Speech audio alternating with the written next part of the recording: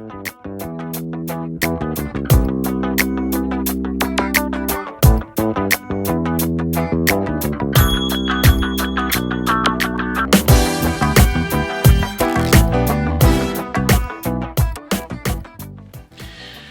everyone, and welcome to another episode of Nathan Talks. This is episode number 5.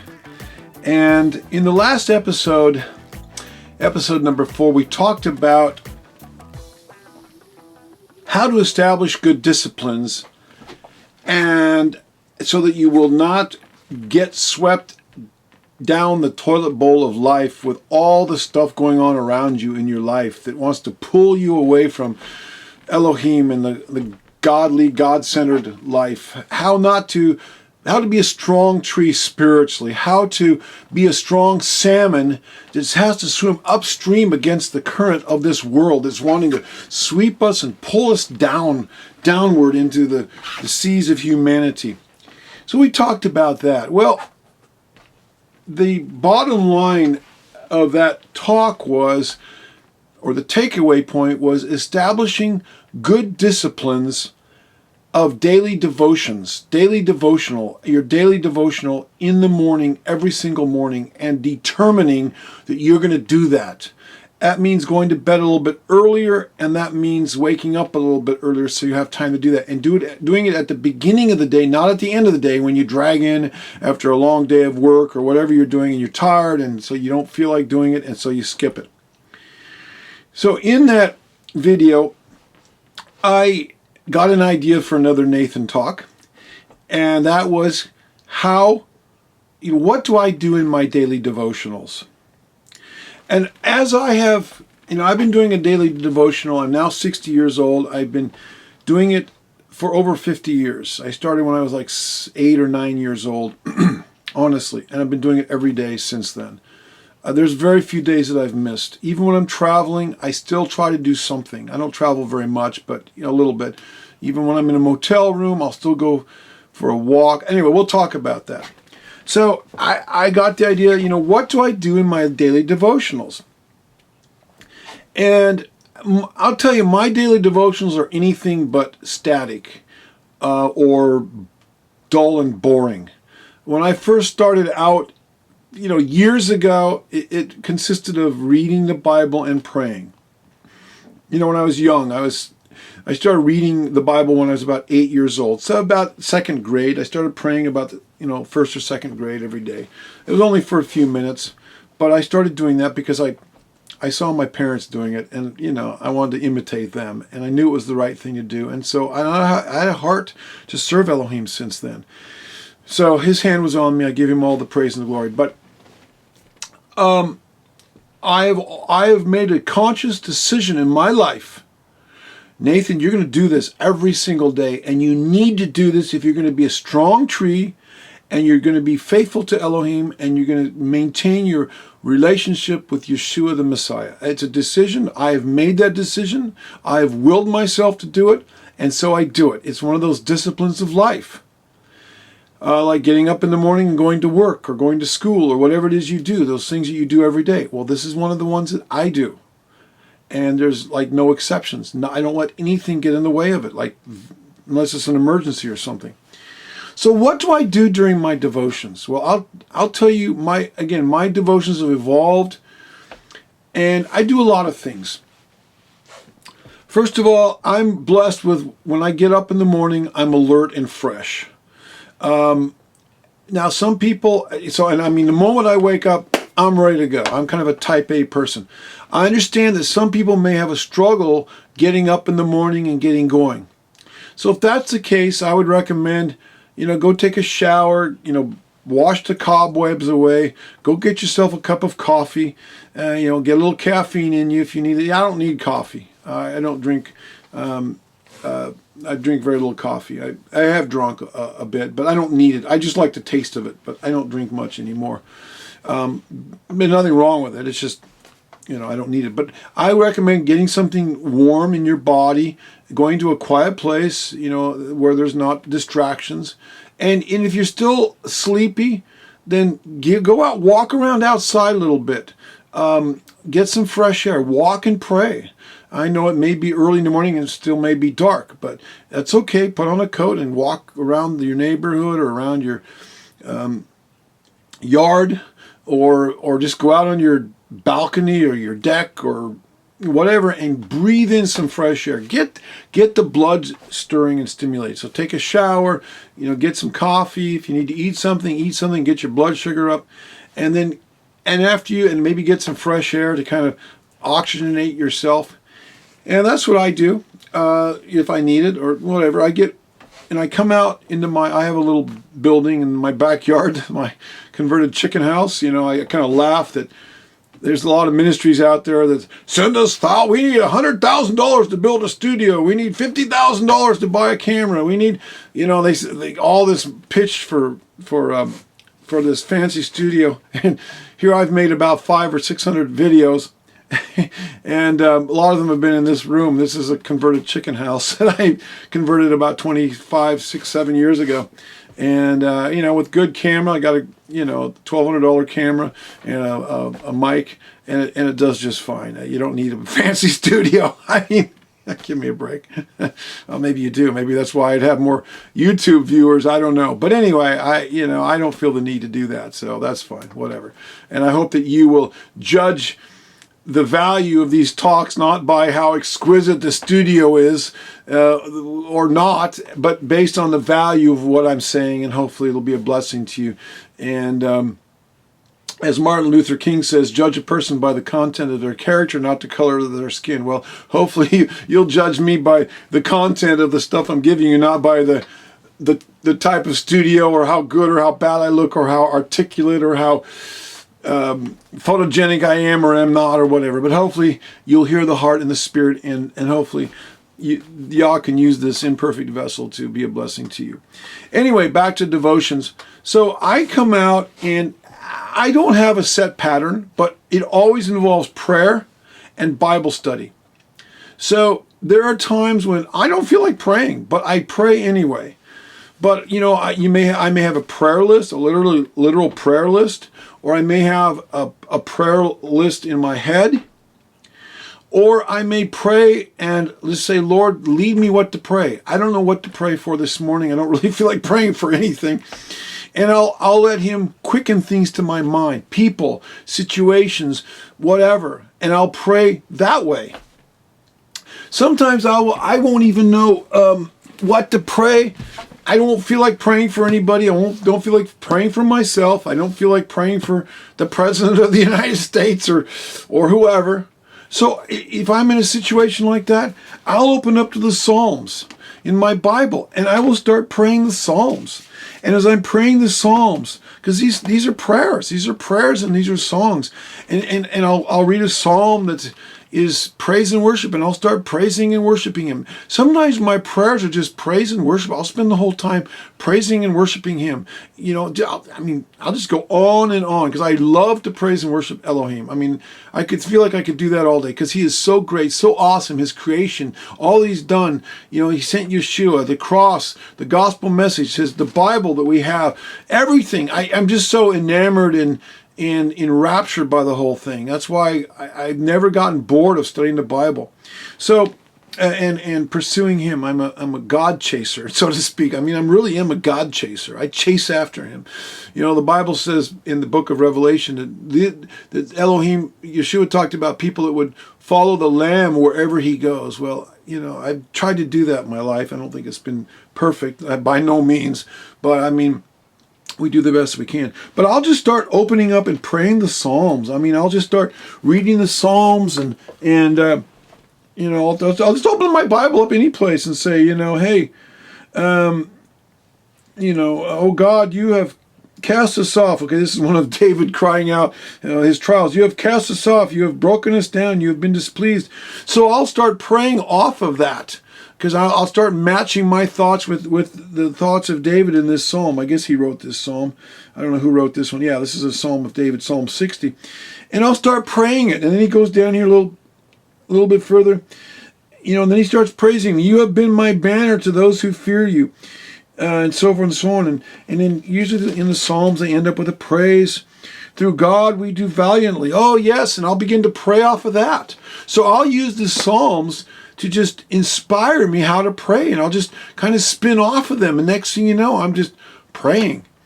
Sometimes we need a jump start in our prayers. And then there are times when, with regard to Bible reading, we have Hoshana Rabbah every year. My wife and I publish Read the Bible, read the daily Bible reading program so you can read the Bible in a year. Some people do that. You check off the box and you read everything that is said, and that's available on our website for free download. You can print off. I've got it here in my Bible. This is what it looks like. This is Read the Bible Through in a schedule. My wife's a graphic designer, so she makes it look really good. And you can see I've been checking it off as I go. And it's got every day this is for 2019 and 2020. And then we'll do one for the next year. And you can download it for free. And you can read that. And then I'll often do that.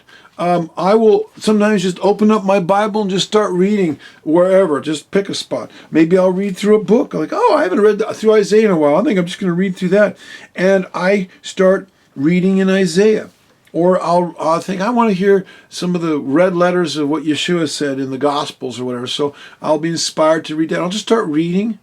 And then I'll come across something I haven't seen before. And I'll go like, oh. So then maybe I want to say, I wonder what that means. I've got over here on this bookshelf, I've got a bunch of Bible translations, so I'll pull down what different Bible translations, how they read that, how they render that. And maybe I want to get into the Greek or Hebrew, so I've got a bunch of lexicons and concordances and word dictionaries up here. So I'll go pull that down. Next thing you know, I'm on a study and exploring something that piqued my curiosity in the Bible. Sometimes if I'm not sure what something means, I've got a bunch of Bible dictionaries over here on this shelf. I'll pull that up. I'll look something up, and next thing I know, I'm off on some rabbit trail, studying something in the Bible, learning something that I didn't know. And then I'm a writer. I write everything down. I got to write everything down. I write because I can't remember everything. So I'll literally write notes down. I got a computer here and I file them. I literally have thousands and thousands of notes, and I have several thousand pages of notes in my Bible commentary alone that I've been putting together for years and years and years. And maybe someday I'll publish my Bible commentary. Genesis to Revelation. I literally have a whole commentary. And my blog that I do is based, my Bible study blog, if you go to hoshanarabbah.org, HOSHANARABBAH.org, there's a link on this YouTube channel to that. You can see where it says blog, and you can click on that. Those blog articles come straight out of my Bible commentary, which I'm continually updating and continually adding new things to it as I continually study the Bible. Also, one thing I do is I've got a lot of ministry involvements. I have a YouTube channel. I've got my blog, my Bible study blog. I have, then there's social media. So people will write and ask me questions, or they'll comment. And so or they'll share insights with me. And so I will spend time on my blog doing, this is all in the morning, I do this like every day. I'll be reading comments, making comments, having fellowship with people from all around the world. Maybe they'll have questions, and maybe I can give them a quick answer, maybe not, which will necessitate me going and studying my Bible and getting the answer, because I don't have the answer to everything. The Bible's a big book, and there's a lot of things in here we don't know. And so I'll spend time doing that, digging into this particular question or that particular topic to get the answer, to help me to understand the Bible better, and also to answer their question and bless other people. So I do a lot of things. I also spend time. I got this wide margin Bible. This happens to be a Cambridge. I've been through a lot of Bibles. I've got every Bible I ever had up here. This is about probably my sixth Bible that I've had since I was a little child. This is the very first. Okay, this is the very first Bible I had. My parents gave. This is just a New Testament and a Psalms. This is the very first Bible I ever had. I was given this when I was about four years old, maybe 4. So I would take this Bible to church, and I would, before I even knew how to read, and I'd pretend I would, we were in a church where people always brought their Bibles, and the pastor, the teacher would say, oh, turn to such chapter so-and-so, such and such. And so I would pretend I was turning before I even knew how to read. And so this is my very first Bible. And then my second Bible, where is it? I don't even know where it is. It's around here somewhere. I have a whole Bible collection. Anyway, I don't know where it is. Anyway, it's somewhere. I don't know where it is. I've got a big bookshelf here. Anyway, I don't know where the second Bible. This was my third Bible when I got when I was 13. This is a Cambridge. And this is when I began to mark up my Bible. I have a whole color key here full of, oh, it's somewhere. Anyway, I had a whole color key where I marked it up with colored pencils. And I began to mark up my Bible. You can see it. My Bible was like a little bit of a coloring book. So I had this Bible from when I was 13 till I got this as a present from my parents. And then I went through a couple other Bibles. But the problem with those Bibles, I've got them up here somewhere. I think there were 2 other Bibles. And I want a wide margin Bible so I'd have lots of room to make notes. The problem is the bindings began to fall apart. So I had to, I couldn't. They were falling apart. So finally I researched out what is the best quality Bible that I can find. And I did a lot of online reviews, and the best that I could find, the leather, the paper, the binding, and I got this Cambridge. This is a New King James, and it's got wide margins. I liked it because I could write in there on all sides of the inside and outside. So literally, I have turned this Bible. I have a color key. The reason I mention this is because I spend time in my devotions marking up my Bible. Here's a whole color key right here. Getting the camera, all different subjects, and then I have my Bible is a coloring book. So it helps me to get to things quickly. I mean, here's Amos. I mean, a good old Amos. Yeah, I like Amos. It's all different colors. You get over here to, where's it? Here's 3rd John, just all kinds of notes. You get over here to the Sermon on the Mount. We got, there's all kinds of notes on there. I mean, I have notes. I think every single page of the Bible in this Bible is marked up. Here's the Sermon on the Mount, the Beatitudes and all that. You can just see all the marks. And I have about 20 or 25 different colors, and it helps me to get to things. I even do artwork in my Bible. I'm an artist, so here's a shofar that I drew in my Bible. Where is it? Get it here in the camera. There's a shofar. This is Ezekiel 3, the watchman on the wall. I got bookmarks in my Bible. If I open up my Bible bookmark, here's a fire and a bunch of grapes. This is in that I drew in Isaiah chapter 3. It helps me to find things, and I have fun. I draw these pictures. I draw all kinds of things in the Bible in the margins because I go, oh yeah, that's where that verse is, because I have fun doing my Bible studies. I enjoy doing it. So I do artwork in my Bible. I color. I pray. How do I pray? Sometimes I'm praying sitting in my chair. I got this chair here at my desk. Sometimes I'm walking around. Sometimes I go out and I go for a walk. Literally, I get up early in the morning and I'll walk a mile or so and walk and pray as I'm walking through my neighborhood, through some nearby woods. Sometimes I'm walking around, pacing in my office. Sometimes I'm at my chair. I have an easy chair here in my office, and I'll be down on my knees, and I'll put my talit on, my prayer shawl, and put it up over my head, and pray. I do all different kinds of things. Sometimes I pray out loud. Sometimes I pray quietly. Sometimes I pray silently. Usually I'm praying out loud. I sometimes read books. I don't read a lot of books. I mostly read the Bible, but now and again, I read books. I'm usually reading several books at once. But I'll read books by good biblical scholars into subjects I don't know much about. So I'll spend time. Here's a book I'm reading right now by a Christian scholar on a subject that interests to me. And I've got a lot of books to choose from. So many times, I've read a lot of these books. Most of them I haven't, or I've only read parts of them. So all that to say, and I write my notes down so I don't forget them, and I can share them with others. And there's probably some other things I do that I'm forgetting. But that gives you kind of a little bit of an idea of what I do, what my devotions look like. And I do this, theme and variation every day. And I've been doing this for, like I say, since I was a child, very young. So anyway, hallelujah. I hope that this has been helped somebody.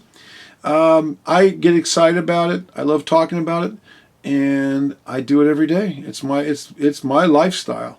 And I hope that this has inspired you to make the conscious decision to have a daily devotion and to determine and ask Yah for the strength to do it, and then to go forward and do it. And you will be blessed. You will be rewarded in your life. You will have the joy. You will be a river of life to those around you. You will experience His peace. I wouldn't stop doing this for anything. And if someday, God forbid, the New World Order comes down upon us, and we get carted off somewhere, or they take our Bibles away, I've got it in here. They can never take it out of there, because I've been putting it in. You are what you eat. I've been putting it in here. And a lot of you know exactly what I'm talking about, because you do the same thing. Anyway, I hope this encourages somebody. Blessings to you in the name of Yeshua. Amen.